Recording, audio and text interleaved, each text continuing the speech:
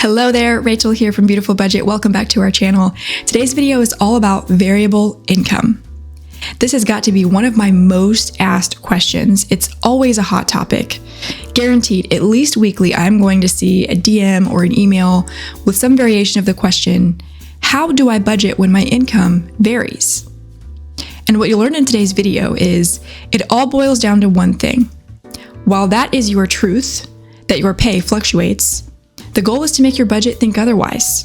For all your budget knows, you do receive consistent, predictable W-2 salary pay. You need to posture your budget with consistent income. And I'm going to teach you how to do that today. Before we get into it, tap that like button if you have been looking for a fresh approach to money management, and hit subscribe if you're looking forward to more videos that cover personal and family finance, as well as how to use a budget to build wealth.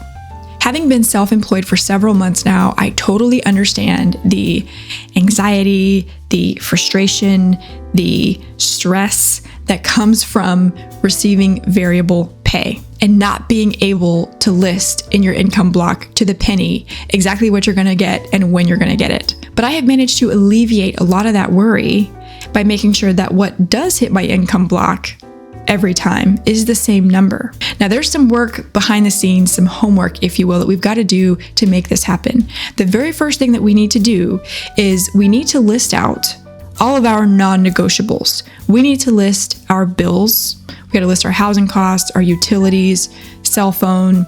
We need to list our minimum debt payments. That's non-negotiable. And we need to list those variable costs that we have month to month with a reasonable figure attached to them for a monthly amount that you would devote to that. So for groceries, for dining out, for costs related to your pet, you're going to want to sit down, maybe look at your spending habits from the previous month and set a figure for each of those variable spending items. You're going to add all of this together. You're going to collect all this information, add together all of those amounts, and what you've now arrived at is your bare bones budget. This represents the minimum that you must earn in order to make ends meet. These are all of your non-negotiable expenses. But of course, it wouldn't be realistic to say that the income your budget's going to see every time is that bare bones budget figure. There's no wiggle room there. There's no room for error. There's no room for, hey, something popped up that I forgot about. There's none of that. That is the bare minimum. So the next step is to take that bare bones budget and add a little bit of padding to it. If you budget alone, this might be just $100 to $200 in a month. If you've got a larger family that you are budgeting for, that number is definitely going to be higher. But the idea here is we're going to add some cushion. It's going to serve as a safety net to catch, if you will, that slight overspending, those occasional unexpected things. I mean, we're going to get blindsided. There's going to be something that we forgot, and we need to have some cushion there. So you take your bare bones budget, you add a little bit of cushion, and you've now arrived at what I call your comfort budget. This is the figure that I want you to now compare to your last 12 months of pay history. And I want you to verify that at least a handful of times in the last year, you have managed to earn the comfort budget amount. You also want to see that a few times you've managed to earn more than that. All right. Now, here's the reason why I'm having you compare and kind of do this analysis here is if what you find is that you haven't historically hit that number over the last year, at least a handful of times, this isn't a conversation about needing to kind of sharpen or improve your budgeting processes. It's more a conversation about needing to increase income. And that's simply not what we're covering today. We want to establish a new system if we are in that situation where we can confidently say, yes, I can earn that comfort budget, and it's not too often that I earn below it, but here and there I do earn more than that. And if you're kind of on the fence and you're like, I don't know if these numbers would necessarily satisfy what she's saying, go ahead and proceed watching the video, kind of doing the homework, if you will, and giving this a shot, because there's a good chance that what you'll find is you can still kind of implement this strategy. You just need to make some slight tweaks. So we've determined our bare bones budget with just our non-negotiables. We've added some cushion to arrive at our comfort budget. And that comfort budget is going to be what ends up in our income block of all of our budgets. Here's how we make that happen. Now what we want to do is set up an income savings bucket. And when you're just starting out with this strategy and kind of getting everything in place, I would recommend that this income savings bucket sit in just a traditional savings account. If you've been with me for a while, you know that I will preach high yield savings accounts from the rooftops. Your emergency fund should be in a high yield savings account. Your savings buckets should be in a high yield savings account. But in this case, because you're going to be doing these more routine transfers between savings and checking, I'd like to have it a little bit closer to your checking account. High yield savings accounts, those transfers back into checking can take 2 to 3 business days. All right. So it's going to be more comfortable for you. I mean, this is a change. This is a shift in how you've been managing your money. It's going to be a bit more comfortable if that money is closer to you, so to speak. So initially, let's stage it in just a traditional savings account, one that you can instantly transfer back to checking.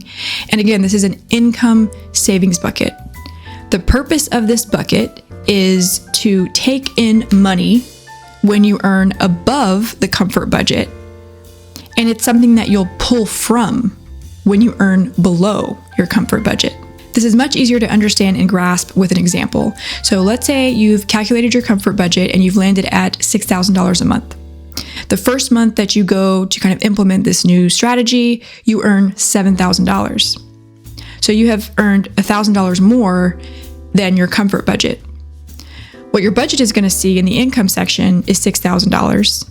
And that delta, that $1,000, is going to go into the income savings bucket. So that's kind of the behind the scenes that's happening, is that transfer goes into that bucket and it just sits there. Now, I want to draw a clear distinction here. This is not your emergency fund. Your emergency fund is its own savings bucket. It's the most important savings bucket that you'll set up, and it's just ongoing. And it should have 3 to 6 months of your non-negotiable expenses inside of it. That is what you should strive to save inside of your emergency fund. And again, ideally, it's sitting in a high yield savings account. This income savings bucket, however, it's not for emergencies. It is designed to stabilize your budgets. So you're working with that $6,000 that first month, and it's fine. Is it super luxurious? No, but it's fine because you know you can cover your non-negotiables and you've got some padding in there. Let's say the following month, you earn $5,500. Now you're under that comfort budget. So what we'll do is we'll pull from our income savings bucket $500 in order to get that $6,000 and have that be what sits in the income block of our budget. So you'll see this fluctuation of your income savings bucket. Now you'll want to monitor these trends, because if you notice that your income savings bucket is just growing and growing and growing, you're never really needing to pull from it, that's your cue that you can increase that comfort budget. You can now set a new baseline. And of course, you can rename these, but I do think it's important to have these 3, right? Your bare bones budget, your comfort budget that has a little bit of padding, and then your new baseline, if you can make it there. And that baseline is going to enable even more in your finances. You're going to be able to make those extra debt payments, to invest more aggressively, to fill other savings buckets, et cetera, et cetera. So that new baseline is going to be a higher value than your comfort budget. And it's because you've been realizing that your income savings bucket is just growing and growing and growing, and you haven't really had to borrow from it. In that case, you're consistently earning above the comfort budget, and we can now make the adjustment. On the other hand, if you're consistently pulling from it and it just kind of stays at 0 and you're still feeling stressed, I think we're back to that conversation of now we need to talk about increasing income, maybe supplementing with a side hustle, something to increase our income, because in this case, that strategy isn't really doing much for you. In fact, it's further highlighting that there's an income issue here. It's not that you have a spending problem, it's that there's an income problem, and you're going to want to monitor that, right? So it's important to kind of watch those trends.